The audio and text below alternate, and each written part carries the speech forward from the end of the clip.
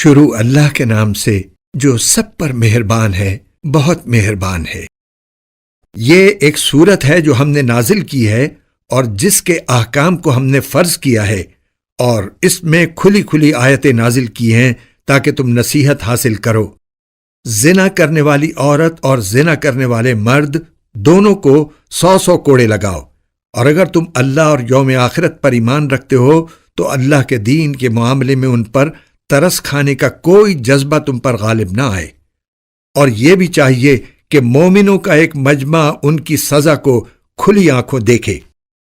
زانی مرد نکاح کرتا ہے تو زناکار یا مشرک عورت ہی سے نکاح کرتا ہے، اور زناکار عورت سے نکاح کرتا ہے تو وہی مرد جو خود زانی ہو یا مشرک ہو، اور یہ بات مومنوں کے لیے حرام کر دی گئی ہے۔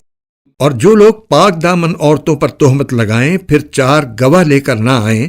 تو ان کو 80 کوڑے لگاؤ، اور ان کی گواہی کبھی قبول نہ کرو،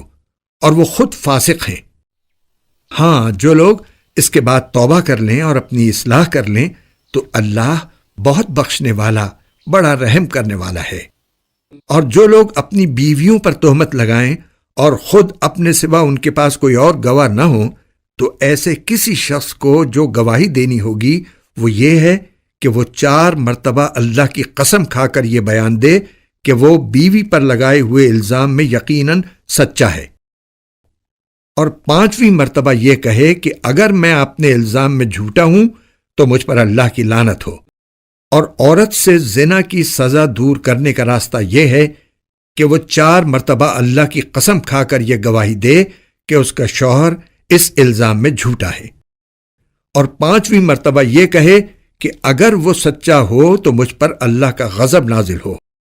اور اگر تم پر اللہ کا فضل اور اس کی رحمت نہ ہوتی اور یہ بات نہ ہوتی کہ اللہ کثرت سے توبہ قبول کرنے والا، حکمت والا ہے، تو خود سوچ لو کہ تمہارا کیا بنتا۔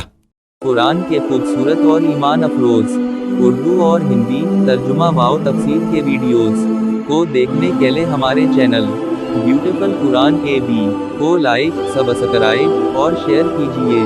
شکریہ۔